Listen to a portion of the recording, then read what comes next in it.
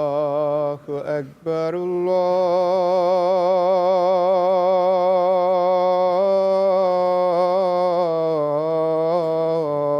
الله أكبر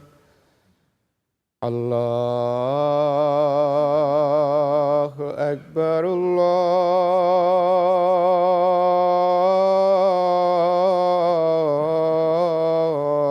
الله أكبر أشهد أن لا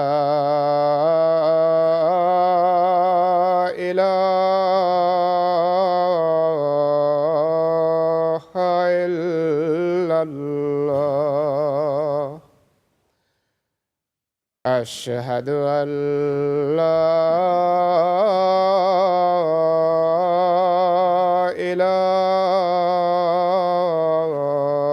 إله إلا الله أشهد أن محمدًا رسول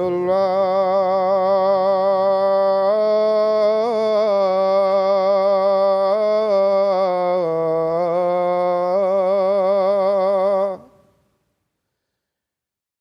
أشهد أن محمدًا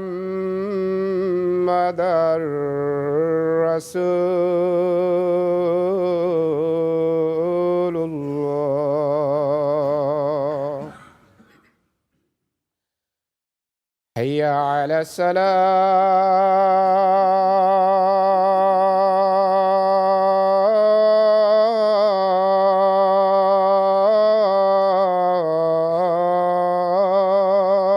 الصلاة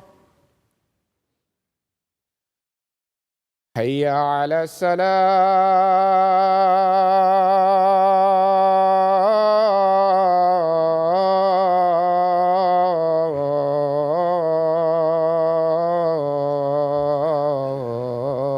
السلام حي على الفلاح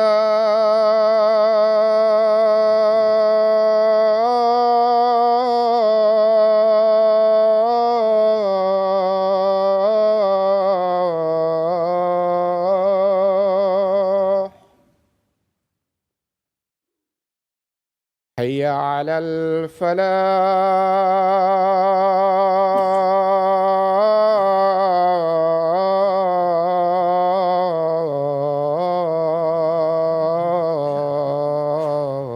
الفلاح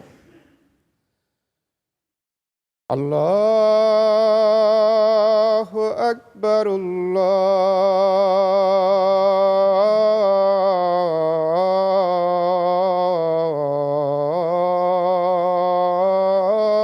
الله أكبر لا إله إلا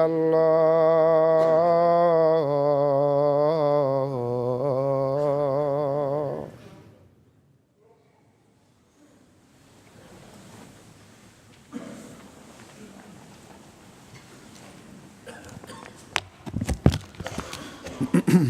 السلام عليكم ورحمة الله.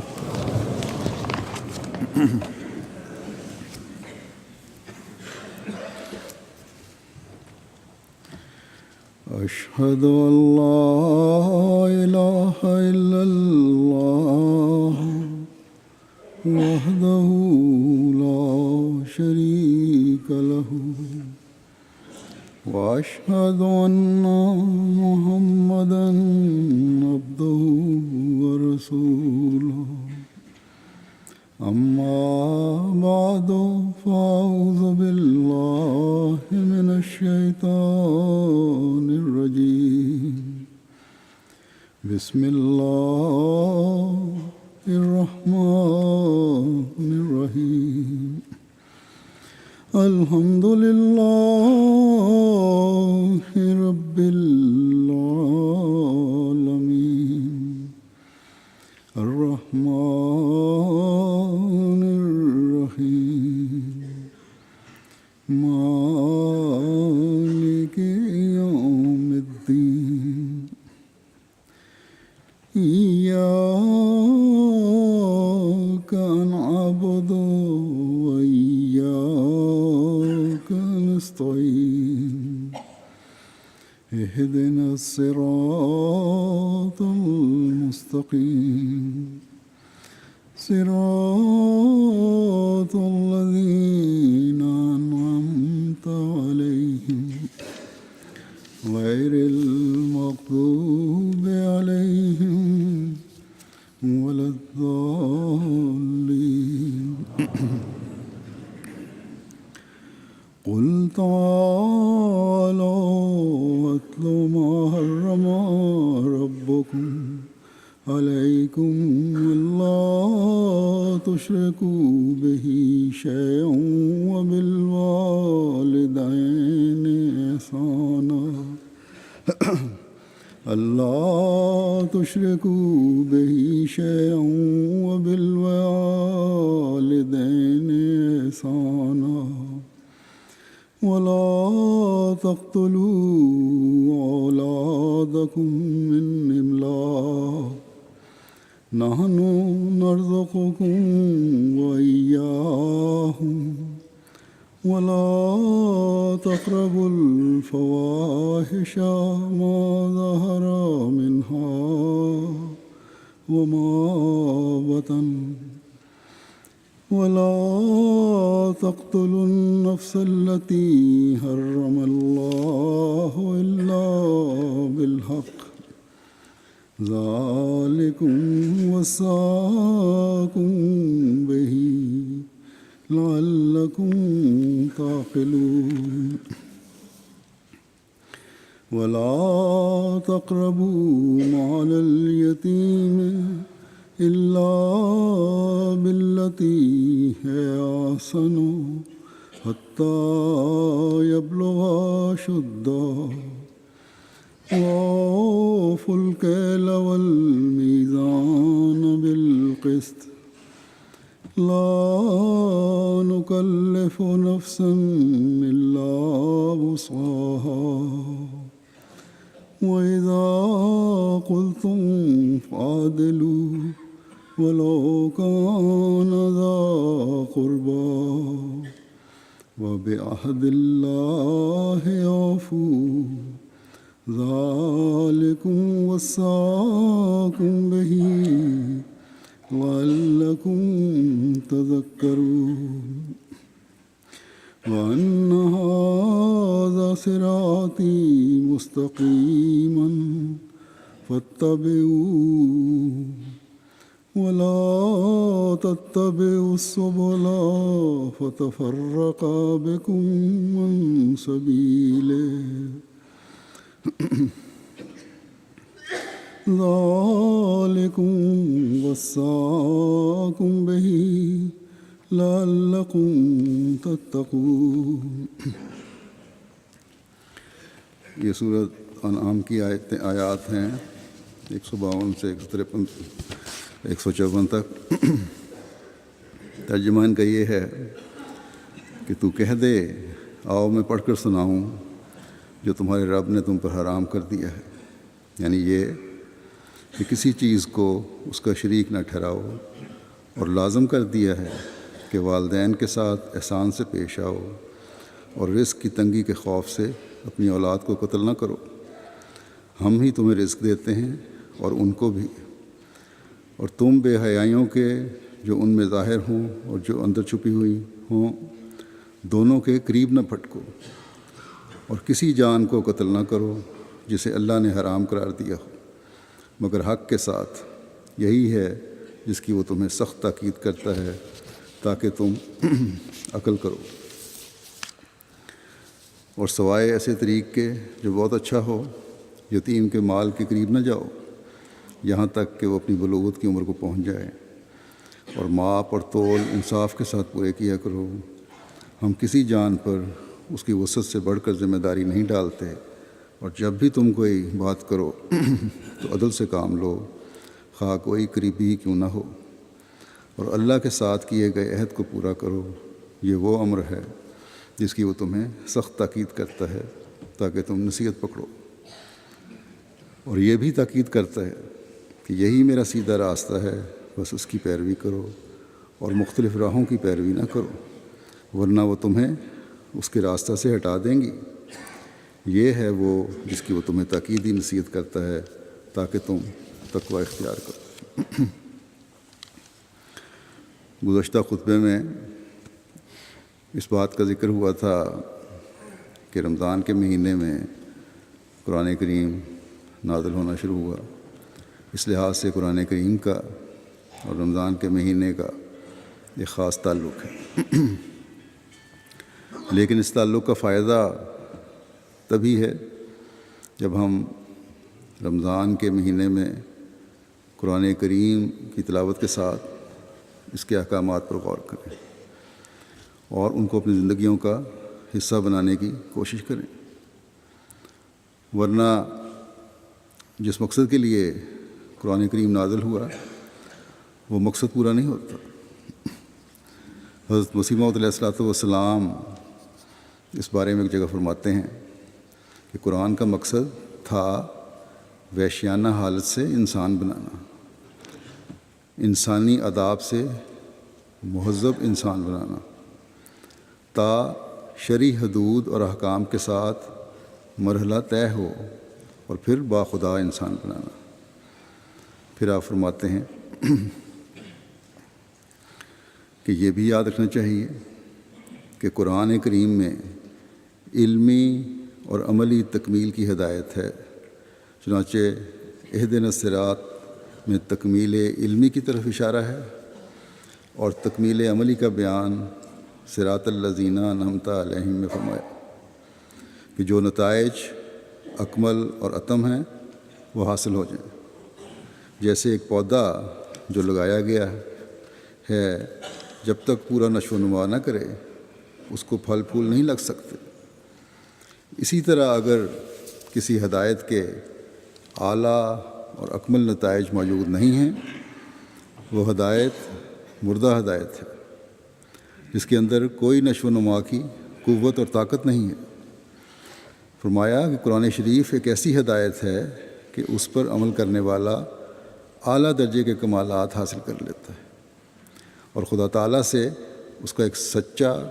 تعلق پیدا ہونے لگتا ہے، یہاں تک کہ اس کے اعمال صالحہ جو قرآنی ہدایتوں کے موافق کیے جاتے ہیں وہ ایک شجر طیب کی مثال جو قرآن شریف میں دی گئی ہے بڑھتے ہیں اور پھل پھول لاتے ہیں، ایک خاص قسم کی حلاوت اور ذائقہ ان میں پیدا ہوتا ہے۔ بس اگر قرآن کریم کا حق ادا کرتے ہوئے قرآن کریم کو پڑھا جائے اور پھر اس کے احکامات پر عمل کرنے کی طرف توجہ ہو تو عملی طور پر بھی ایک نمایاں تبدیلی انسان میں پیدا ہو جاتی ہے، اعلیٰ اخلاقی قدریں پیدا ہو جاتی ہیں۔ فرمایا کہ وحشیانہ حالت سے نکل کر ایسا شخص جس نے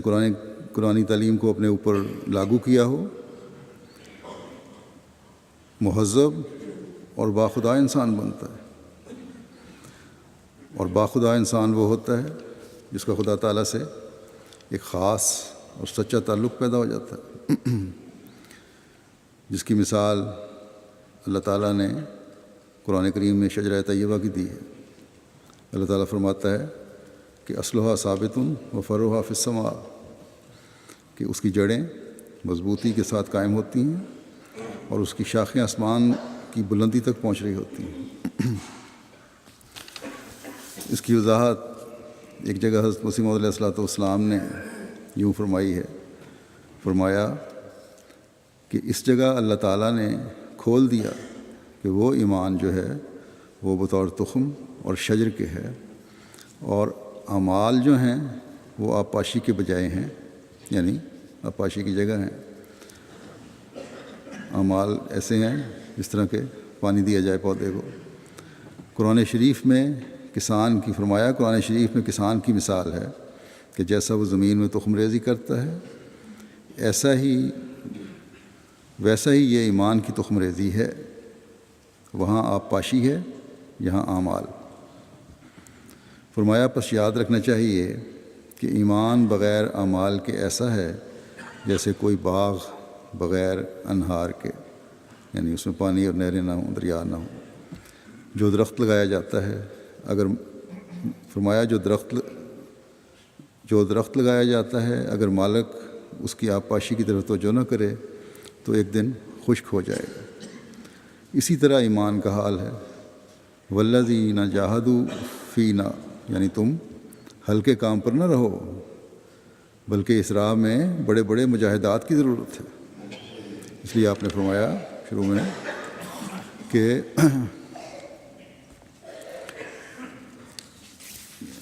تمہارا قرآن شریف جو ہے اس پر جو تمہیں بنانا چاہتا ہے وہ اس وقت بن سکتے ہو جب شرعی حدود جو لگائی ہیں، قرآن کریم جو احکامات دیے ہیں ان کو مرحلہ وار اپنے اوپر لاگو کرو۔ اور اس کے لیے حضرت نے فرمایا کہ آرام سے نہیں ہو جاتا، یہ اس کے لیے مجاہدات کی ضرورت ہے۔ بس جیسا کہ میں پہلے بھی ذکر کر آیا ہوں، رمضان شریف کا مہینہ یا قرآن کریم کا اس مہینے میں نزول کا اس صورت میں فائدہ ہمیں ہو سکتا ہے یا ہمیں فائدہ دے گا جب ہم اس کے احکامات کو اپنے اعمال کا حصہ بنائیں گے، اس کے مطابق اپنی زندگیوں کو ڈھالیں گے، اس راستے میں مجاہدہ کریں گے، اپنے آپ کو تکلیف میں بھی ڈال کر ان پر عمل کرنے کی کوشش کریں گے۔ تبھی ہم خدا تعالیٰ سے تعلق پیدا کر سکتے ہیں، تبھی ہم قرآن کریم کے نازل ہونے کے مقصد کو سمجھنے والے ہو سکتے ہیں۔ بس یہ رمضان جہاں ہمیں مجاہدات کی طرف توجہ دلاتا ہے، بہت سارے مجاہدات ہیں جو ظاہری طور پر ہم کرتے ہیں، کھانے پینے سے روکنا ہے اور بعض جائز کاموں سے روکنا ہے، وہاں اس بات کی بھی کوشش کرنی چاہیے کہ ان دنوں میں جب ہم قرآن کریم کو سمجھنے کی طرف ایک خاص توجہ دے رہے ہیں تو پھر ان احکامات کو اپنی عملی زندگی کا حصہ بنائیں تاکہ وہ سرسبز شاخیں بن جائیں جن کا آسمان سے تعلق ہوتا ہے، جن کا خدا تعالیٰ سے تعلق ہوتا ہے، جن کی دعائیں خدا تعالیٰ سنتا ہے۔ اپنے ایمان کی جڑیں مضبوط کریں، اپنے اعمال کو وہ سرسبز شاخیں بنائیں جو آسمان تک پہنچتی ہیں تاکہ ہماری دعائیں بھی خدا تعالیٰ کے ہاں مقبول ہوتی چلی جائیں۔ یہ آیات جو میں نے تلاوت کی ہیں ان میں بھی خدا تعالیٰ نے چند باتوں کی طرف، چند احکامات کی طرف توجہ دلائی ہے۔ ان احکامات میں سے چند احکامات ان 2-3 آیات میں بیان ہوئے ہیں جو خدا تعالیٰ کا قرب دلانے والے ہیں، تقویٰ پر چلانے والے ہیں، حقوق اللہ اور حقوق العباد کی طرف رہنمائی کرنے والے ہیں۔ جیسا کہ میں نے ترجمے میں پڑھ کے سنا دیا تھا، ہر ایک پر واضح ہو گیا ہوگا کہ کیا احکامات ہیں۔ یاد دہانی کے دوبارہ بتا دیتا ہوں۔ فرمایا کہ سب سے پہلے تو یہ بات یاد رکھو کہ خدا تعالیٰ کے ساتھ کسی کو شریک نہ ٹھہراؤ۔ پھر فرمایا والدین سے حسن سلوک کرنا انتہائی اہم چیز ہے، اس کو کبھی نہ بھولو، اور بدسلوکی تم پر حرام ہے۔ تیسری بات یہ کہ رزق کی تنگی کے خوف سے اپنی اولاد کو قتل نہ کرو۔ پھر یہ کہ مخفی اور ظاہر ہر قسم کی بے حیائیوں سے بچو، بلکہ ان کے قریب بھی نہیں جانا۔ پانچویں بات یہ کہ کسی جان کو قتل نہ کرو سوائے اس کے کہ جسے اللہ نے جائز قرار دے دیا ہو، اور اس کی بھی آگے تفصیلات ہیں کیا کس طرح جائز ہے۔ پھر فرمایا کہ یتیموں کے مال کے قریب بھی نہ جاؤ۔ ساتویں بات یہ کہ بلوغت کو پہنچ جائیں جب یہ لوگ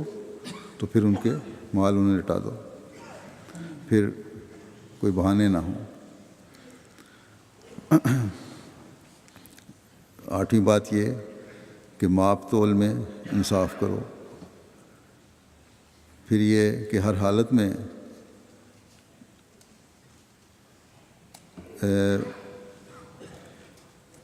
عدل سے کام لو، کوئی عزیز داری، کوئی قرابت داری تمہیں عدل سے نہ روکے،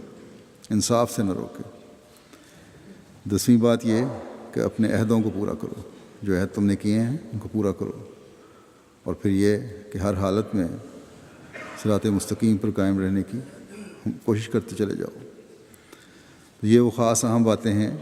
اور پھر ان کی جزیات ہیں۔ ان باتوں پر چل کر انسان تقویٰ کی راہوں پر چلنے والا کہلا سکتا ہے،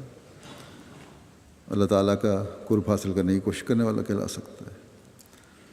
سب سے پہلے خدا تعالیٰ نے جس بات کی توجہ دلائی ہے، بلکہ حکم دیا کہ یہ کبھی تم سے سرزد نہ ہو ایسی بات یہ تم پر حرام ہے کہ خدا تعالیٰ کا شریک کسی کو ٹھہراؤ۔ اس ہستی کے ساتھ تم شریک ٹھہراؤ جو تمہارا رب ہے، جو تمہارا پیدا کرنے والا ہے، جو تمہاری دماغی، جسمانی، مادی، روحانی صلاحیتوں کی پرورش کرنے والا ہے، جو تمام نعمتوں کو مہیا کرنے والا ہے۔ بس کون عقل مند ہے جو ایسے طاقتوں کے مالک خدا اور ایسی نعمتیں مہیا کرنے والے خدا کا کسی کو شریک بنائے؟ لیکن لوگ سمجھتے نہیں اور شریک بناتے ہیں، گہرائی میں جا کر شرک کے مفہوم کو نہیں سمجھتے، اور ایسے عظیم خدا کے مقابلے پر خدا کھڑے کرتے ہیں کہ حیرت ہوتی ہے۔ ہر زمانے میں، ہر حالت میں لوگوں میں یہ حالت پیدا ہوتی رہی ہے۔ اسی لیے انبیاء سب سے پہلے جب آتے ہی شرک کی تعلیم کے خلاف بات کرتے ہیں، خدا تعالیٰ سے تعلق پیدا کرنے کی طرف توجہ دلاتے ہیں۔ شرک ایسا گناہ ہے کہ اللہ تعالیٰ نے فرمایا کہ اس کو میں نہیں بخشوں گا۔ اس بارے میں حضرت مسیح موعود علیہ السلام توجہ دلاتے ایک جگہ فرماتے ہیں کہ ہر ایک گناہ بخشنے کے قابل ہے، مگر اللہ تعالیٰ کے سوا اور کوئی معبود کارساز جاننا ایک ناقابل عفو گناہ ہے، یعنی یہ معاف نہیں ہوگا۔ ان الشرک لظلم عظیم لا یغفر ان یشرک بہ۔ یہاں شرک سے ہی مراد نہیں کہ پتھروں وغیرہ کی پرستش کی جاوے،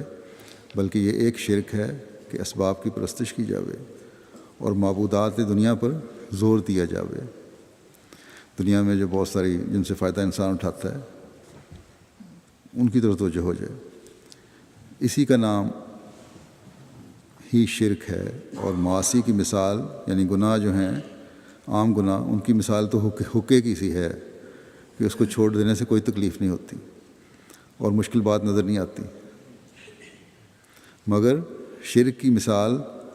افیم کی سی ہے کہ وہ عادت ہو جاتی ہے جس کو چھوڑنا محال ہو جاتا ہے۔ پھر ہمیں توجہ دلاتے ایک جگہ حضرت مسیح علیہ السلام فرماتے ہیں، مزید گہرائی میں جا کے بتایا آپ نے کہ شرک 3 قسم کا ہے۔ اول یہ کہ عام طور پر بت پرستی، درخت پرستی وغیرہ کی جاوے، درختوں کی پوجا بھی کرتے ہیں بعض لوگ، یہ سب سے عام اور موٹی قسم کا شرک ہے۔ دوسری قسم شرک کی یہ ہے کہ اسباب پر حد سے زیادہ بھروسہ کیا جائے کہ فلاں کام نہ ہوتا تو میں ہلاک ہو جاتا، یہ بھی شرک ہے۔ تیسری قسم شرک کی یہ ہے کہ خدا تعالیٰ کے وجود کے سامنے اپنے وجود کو بھی کوئی شے سمجھا جاوے کہ میں بھی کچھ کر سکتا ہوں، اس لیے اللہ تعالیٰ نے فرمایا تم کچھ نہیں کر سکتے۔ ایک مومن ہر کام کرنے سے پہلے انشاءاللہ ضرور کہنا چاہیے۔ فرمایا کہ موٹے شرک میں تو آج کل اس روشنی اور عقل کے زمانے میں کوئی گرفتار نہیں ہے، یعنی درختوں کی پوجا کریں یا بعض ایسے جو پہلی قسم ہے۔ البتہ اس مادی ترقی کے زمانے میں شرک فی الاسباب بہت بڑھ گیا، اسباب پر انحصار، چیزوں پر انحصار، لوگوں پر انحصار، یہ بہت زیادہ ہو گیا۔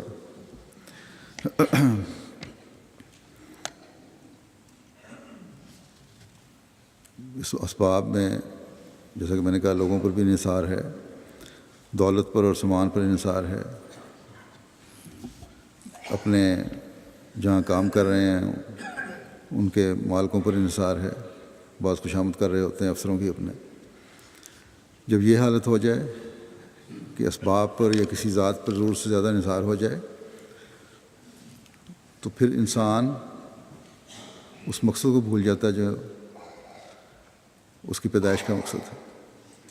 حضرت مسیح موعود علیہ السلام فرماتے ہیں کہ جب انتہا ہو جاتا ہے کسی کا وجود ضروری سمجھا جائے تو وہ معبود ہو جاتا ہے۔ پھر جب ایک شخص سمجھے کہ اس کے بغیر میرا گزارا ہی نہیں ہے تو پھر وہ خدا کے مقابلے پر آ جاتا ہے، پھر ایسی چیز بن جاتا ہے جس کی عبادت کی جاتی ہے، اس کے ساتھ تعلق بھی عبادت بن جاتا ہے، اور عبادت کے لائق صرف خدا تعالیٰ کی ذات ہے۔ اللہ تعالیٰ فرماتا ہے کہ وما خلقت الجن والانس الا لیعبدون، یعنی جن و انسان کی پیدائش کی غرض عبادت ہے۔ اور عبادت کیا ہے؟ حضرت مسیح موعود علیہ السلام اس بارے میں فرماتے ہیں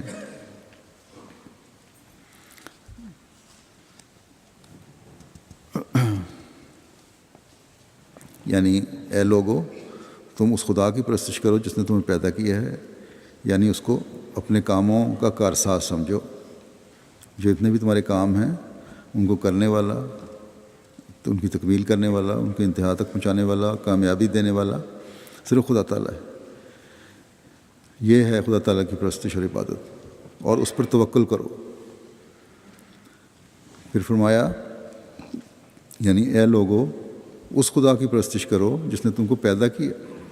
عبادت کے لائق وہی ہے جس نے تم کو پیدا کیا، یعنی زندہ رہنے والا وہی ہے، اسی سے دل لگاؤ۔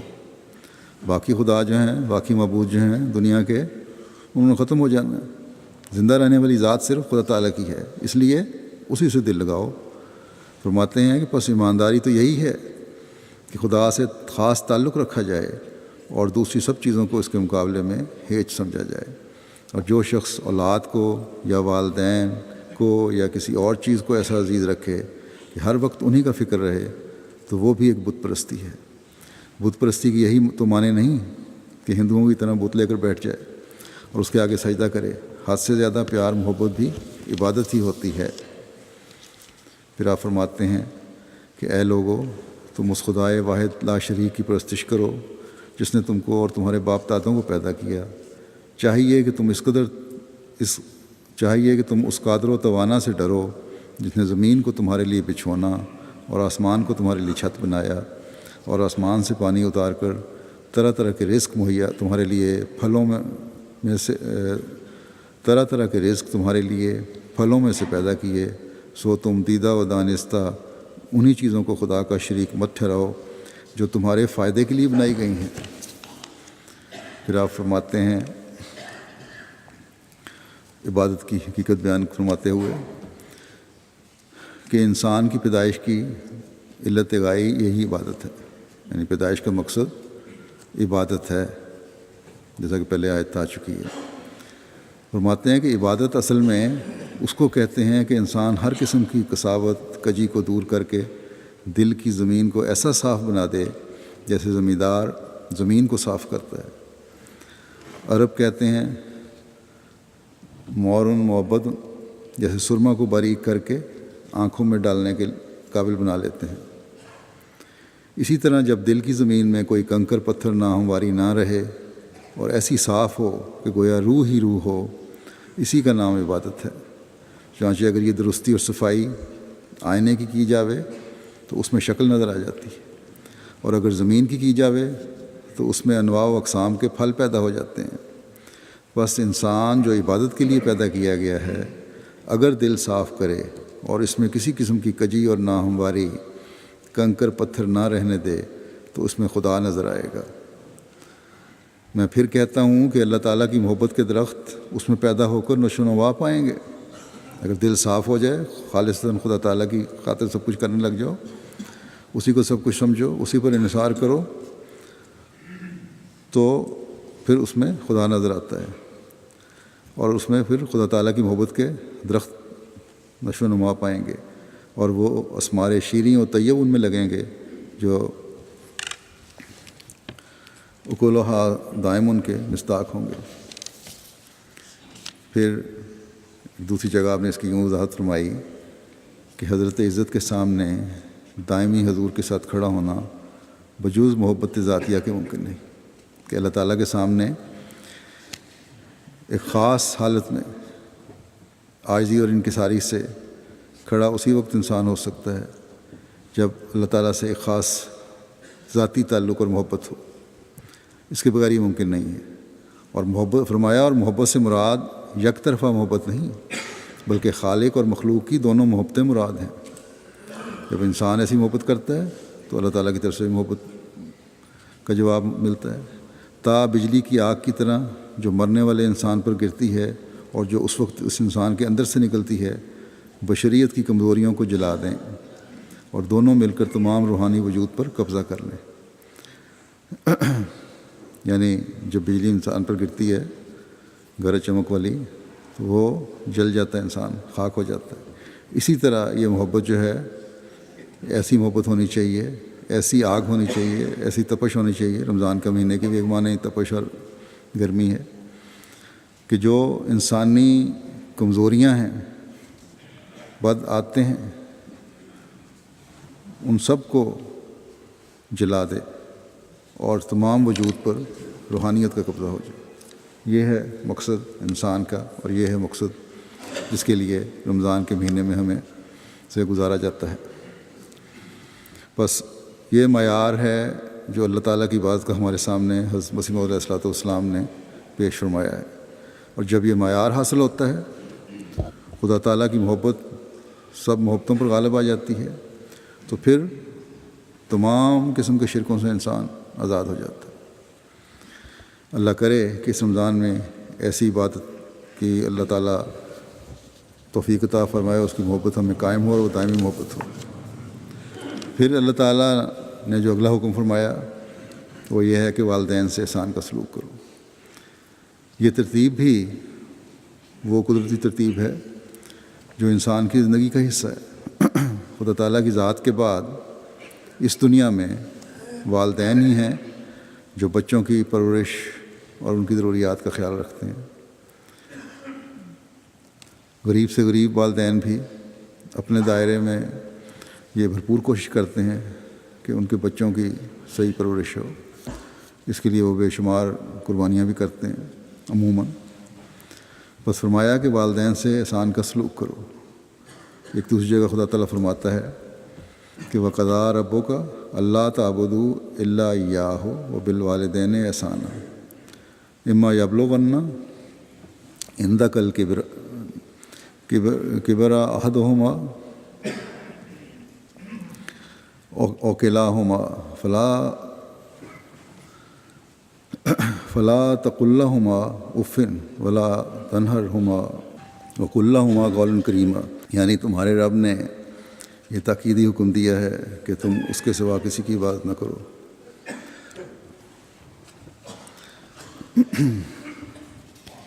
وَقُل لَّهُمَا قَوْلًا كَرِيمًا، یعنی تمہارے رب نے یہ تاکیدی حکم دیا ہے کہ تم اس کے سوا کسی کی عبادت نہ کرو، اور نیز یہ کہ اپنے ماں باپ سے اچھا سلوک کرو۔ اگر ان میں سے کسی ایک پر یا ان دونوں پر تیری زندگی میں بڑھاپا آ جائے تو انہیں ان کی کسی بات پر ناپسندی کا اظہار کرتے ہوئے اف تک نہ کہو، اور نہ انہیں جھڑکو،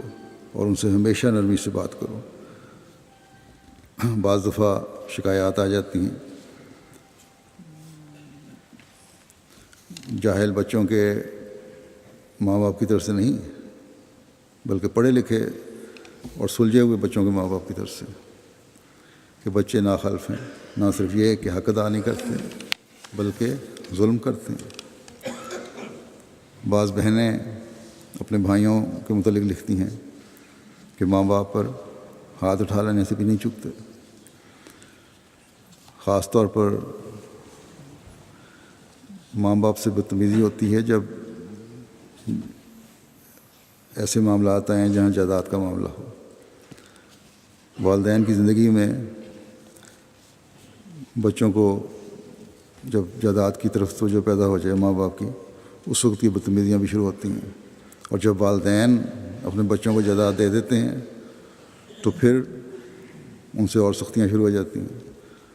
اور وہی والدین جو جائیداد کے مالک ہوتے ہیں، بعض ایسے بچے بھی ہیں ان کو دینے، اور یہ مثالیں ایسی موجود ہیں ہمارے اندر بھی کہ جب پھر والدین دربدر ہو جاتے ہیں۔ یہاں بھی، اس ملک میں بھی، آزادی کے نام پر وہ بچے جو نوجوانی میں قدم رکھ رہے ہیں وہ بدتمیزی میں بڑھتے چلے جاتے ہیں۔ یہ تعلیم جو ماں باپ کا احترام نہیں سکھاتی، کیونکہ یہاں عموماً یہ کہا جاتا ہے کہ بچے آزاد ہیں ایک عمر کو پہنچ کے، یا یہ آزادی جو یہاں بچوں کو ہے جو حفظ مراتب کا خیال نہیں رکھتی، یا ماں باپ کی عزت قائم نہیں کرتی، یہ تعلیم اور ترقی نہیں ہے بلکہ یہ جہالت ہے۔ اسلام کی تعلیم یہ ہے جو خوبصورت تعلیم ہے کہ ماں باپ سے احسان کا سلوک کرو، ان کی عزت کرو، ان کو اف تک نہ کہو۔ یہ احترام قائم کرتی ہے ماں باپ کا۔ ماں باپ کے احسانوں کا بدلہ احسان سے اتارنے کی تعلیم دیتی ہے، اور احسان کا مطلب یہ ہے کہ ایسا عمل کرو جو بہترین ہو، ورنہ ماں باپ کا احسان کا بدلہ تو حضرت صلی اللہ علیہ وسلم نے فرمایا کہ تم اتار ہی نہیں سکتے۔ اس احسان کے بدلے کے لیے بچوں کو اللہ تعالیٰ نے کیا خوبصورت تعلیم دی ہے۔ اللہ تعالیٰ فرماتا ہے کہ والدین کے لیے یہ بھی دعا کرو، رب ارحمہما کما ربیانی صغیرا، کہ اے میرے رب ان پر رحم فرما جس طرح میرے بچپن میں مجھ پر رحم کرتے رہے یہ لوگ، اور انہوں نے میری رحم کرتے ہوئے پرورش کی تھی میری۔ بس یہ اعلیٰ اخلاق ہیں جو اسلام ایک مسلمان کو اپنے والدین سے حسن سلوک کے بارے میں سکھاتا ہے۔ یہ وہ اعلیٰ معیار ہیں جو ایک مسلمان کا اپنے والدین کے لیے معیار ہے جو ایک مسلمان کا اپنے والدین کے لیے ہونا چاہیے۔ یہ دعا صرف زندگی کی دعا نہیں ہے بلکہ والدین کی وفات کے بعد بھی ان کے درجات کی بلندی کے لیے دعا ہو سکتی ہے۔ یعنی ایک تو زندگی میں دعا ہے کہ جو ہماری طرف سے کمی رہ گئی ہے اس کمی کو اس دعا کے ذریعے سے اللہ تعالیٰ پورا فرمائے اور اپنے خاص رحم میں رکھے۔ دوسرے، اس رحم کا سلسلہ اگلے جہان تک بھی جاری رہے اور اللہ تعالیٰ ان کے درجات بلند فرماتا رہے۔ حضرت مسیح موعود علیہ السلام فرماتے ہیں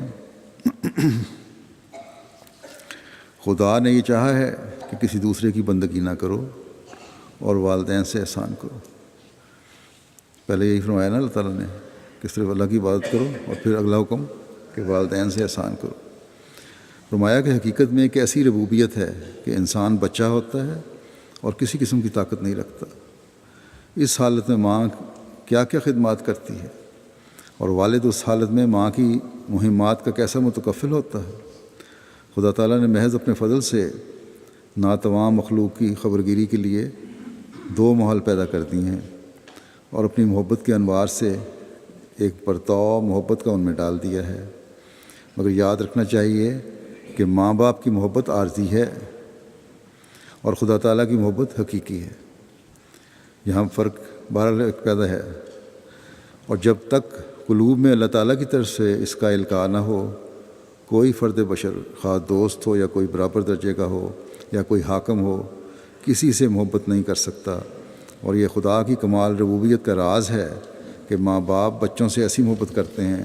کہ ان کے تکفل میں ہر قسم کے دکھ شرح صدر سے اٹھاتے ہیں، یہاں تک کہ ان کی زندگی کے لیے مرنے سے بھی دریغ نہیں کرتے، یعنی ان کی پرورش کے لیے ہر قسم کی تکلیف برداشت کرتے ہیں۔ پھر آپ نے فرمایا فلا تقل لهما اف ولا تنهرهما وقل لهما قولا کریما، یعنی اپنے والدین کو بیزاری کا کلمہ مت کہو اور ایسی باتیں ان سے نہ کر جن میں ان کی بزرگی کا لحاظ نہ ہو۔ اس آیت کے مخاطب تو آن حضرت صلی اللہ علیہ وسلم ہیں، لیکن دراصل مرجع کلام امت کی طرف ہے، یعنی گو آن وسلم مخاطب کیا گیا ہے لیکن اصل میں امت مخاطب ہے، کیونکہ آن حضرت صلی اللہ علیہ وسلم کے والد اور والدہ آپ کی خرد سالی میں فوت ہو چکے تھے۔ اور اس حکم میں ایک راز بھی ہے، اور وہ یہ ہے کہ اس آیت سے ایک عقل مند سمجھ سکتا ہے کہ جب کہ آن حضرت صلی اللہ علیہ وسلم کو مخاطب کر کے فرمایا گیا ہے کہ تو اپنے والدین کی عزت کر اور ہر ایک بول چال میں ان کے بزرگانہ مرتبے کا لحاظ رکھ، تو پھر دوسروں کو اپنے والدین کی کس قدر تعظیم کرنی چاہیے۔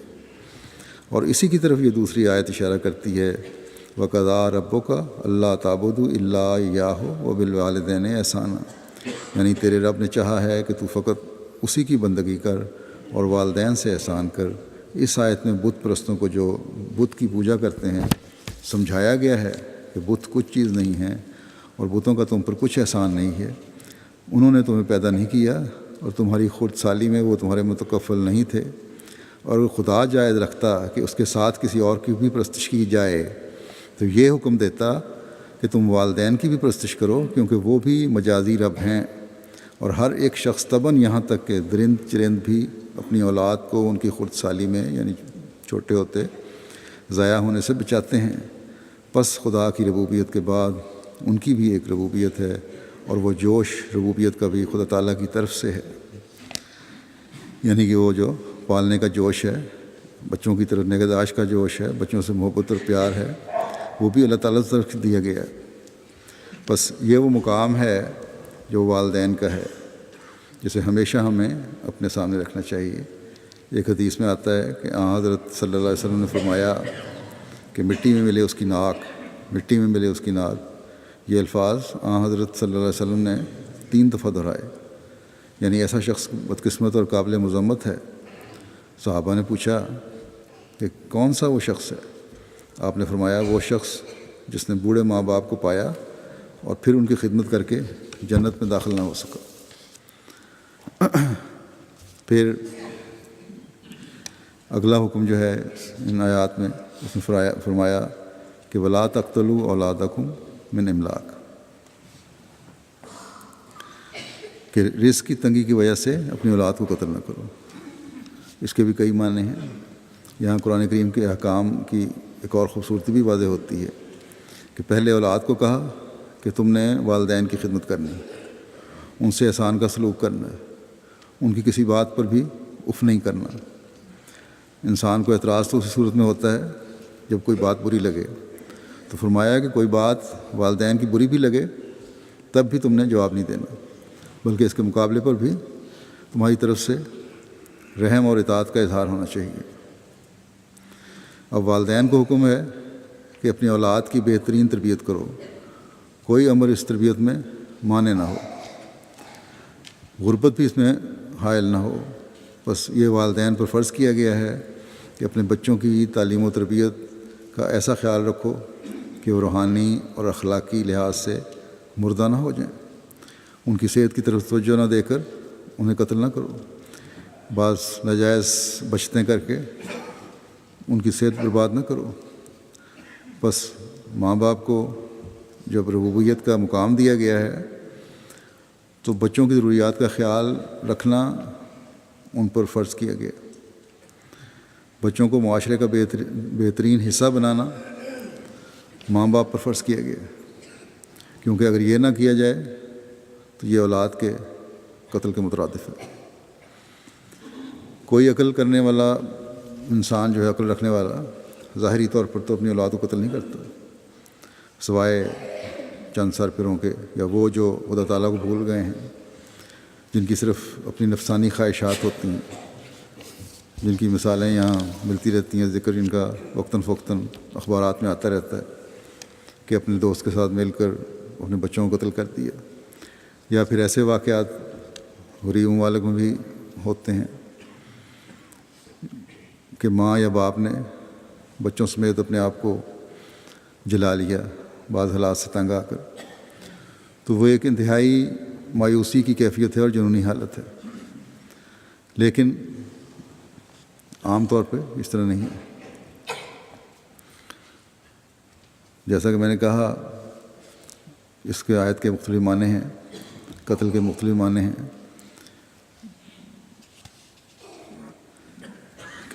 ایک معنی یہ بھی ہیں کہ اپنی اولاد کی اگر صحیح تربیت نہیں کر رہے، ان کی تعلیم پر توجہ نہیں ہے، تو بھی ان کا قتل کرنا ہے۔ بعض لوگ اپنے کاروبار کی مصروفیت کی وجہ سے اپنے بچوں پر توجہ نہیں دیتے، بھول جاتے ہیں انہیں، جس کی وجہ سے بچے بگڑ رہے ہوتے ہیں، اور یہ شکایات اب جماعت میں بھی پائی جاتی ہیں۔ مائیں شکایت کرتی ہیں کہ باپ باہر رہنے کی وجہ سے، کاموں میں مشغول رہنے کی وجہ سے، گھر پر نہ ہونے کی وجہ سے بچوں پر توجہ نہیں دیتے، اور بچے بگڑتے جا رہے ہیں۔ خاص طور پر جب بچے ٹین ایج میں آتے ہیں، جوانی میں قدم رکھ رہے ہوتے ہیں، تو انہیں باپ کی توجہ اور دوستی کی ضرورت ہے۔ پہلے بھی کئی دفعہ اس طرف توجہ دلا چکا ہوں میں، ورنہ باہر کے ماحول میں وہ غلط قسم کی باتیں سیکھ کے آتے ہیں، اور یہ بچوں کا اخلاقی قتل ہے۔ باپ بے شک 100 تعویلیں پیش کریں کہ ہم بچوں کے لیے کر رہے ہیں جو کچھ کر رہے ہیں، لیکن اس کمائی کا کیا فائدہ، اس دولت کا کیا فائدہ جو بچوں کی تربیت خراب کر رہی ہے؟ اور پھر اگر یہ دولت چھوڑ بھی جائیں تو پھر کیا پتہ ہے بچے اسے سنبھال بھی سکیں گے کہ نہیں، دولت بھی ختم ہو جائے گی اور بچے بھی۔ پھر اس کی صورت یہ بھی ہے ایک، اور یہ مغربی ممالک میں بھی پھیل رہی ہے، ہمارے جماعت میں بھی، کہ مائیں بھی کاموں پر چلی جاتی ہیں یا گھروں پر پوری توجہ نہیں دیتی، ادھر ادھر پھر رہی ہوتی ہیں کسی نہ کسی بہانے سے، عموماً کام ہی ہو رہے ہوتے ہیں کہ نوکریاں کر رہی ہیں۔ بچے اسکولوں سے گھر آتے ہیں تو انہیں سنبھالنے والا کوئی نہیں ہوتا۔ ماؤں کا بہانہ یہ ہوتا ہے کہ گھر کے اخراجات کے لیے کمائی کرتی ہیں، لیکن ایسی بھی ہیں بہت ساری تعداد میں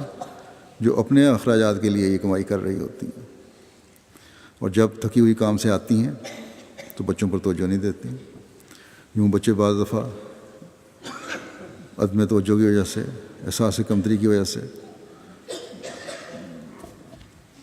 ختم ہو رہے ہوتے ہیں۔ بے شک ایسی بیویاں اور مائیں بھی ہیں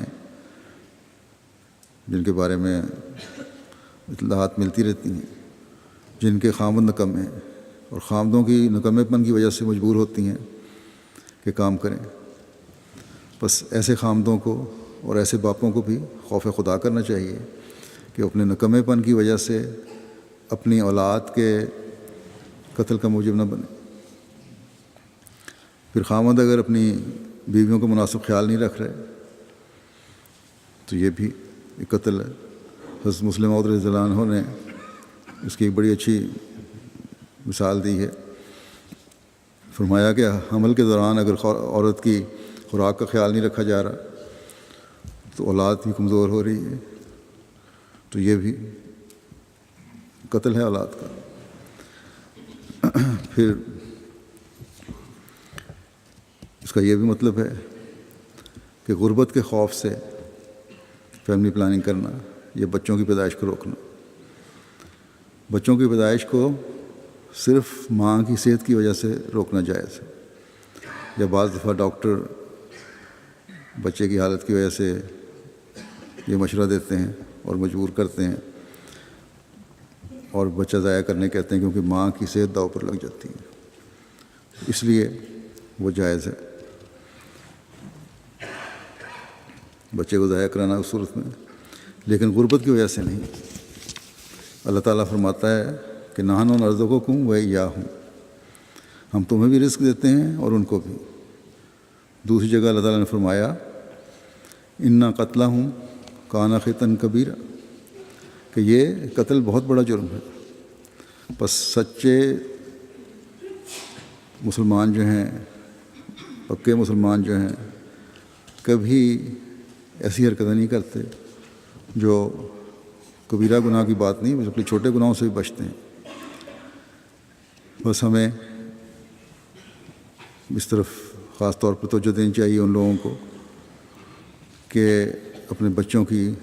تربیت کی طرف خاص توجہ دیں، ان کو وقت دیں، ان کی پڑھائی کی طرف توجہ دیں، ان کو جماعت کے ساتھ جوڑنے کی طرف توجہ دیں، اپنے گھروں میں ایسے ماحول پیدا کریں کہ بچوں کے لیے ایک تربیت ہو رہی ہو، بچے معاشرے کا ایک حصہ، اچھا حصہ بن کر ملک و قوم کی ترقی میں حصہ لینے والے بن سکیں۔ ان کی بہترین پرورش اور تعلیم کی ذمہ داری بہرحال والدین پر ہے۔ بس والدین کو اپنی ترجیحات کے بجائے بچوں کی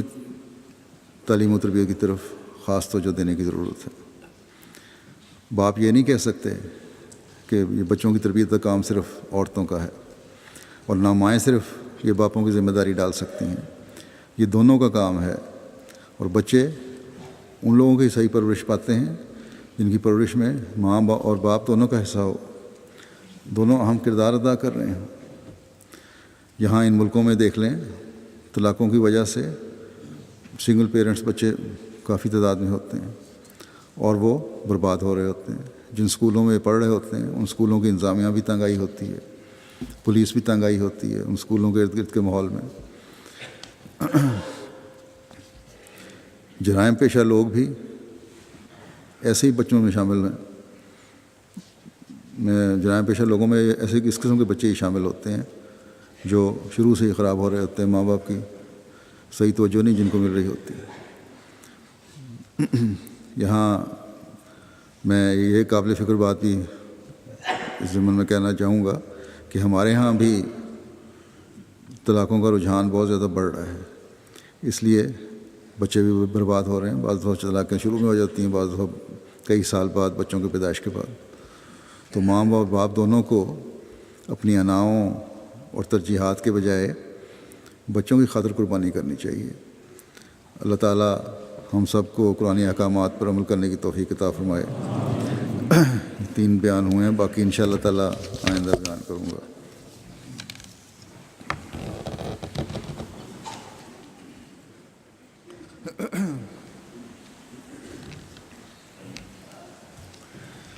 الحمد للہ نحمده ونستعینه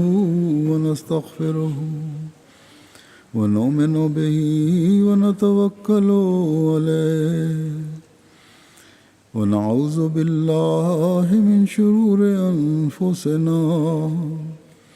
ومن سیئات اعمالنا من يهده الله فلا مضل له ومن يضلله فلا هادي له ونشهد أن لا إله إلا الله ونشهد أن محمدا عبده ورسوله عباد الله رحمكم الله إن الله يأمر بالعدل والإحسان وإيتاء ذي القربى وينهى عن الفحشاء والمنكر والبغي يعظكم لعلكم تذكرون اذكروا الله يذكركم وادعوه يستجب لكم ولذكر الله أكبر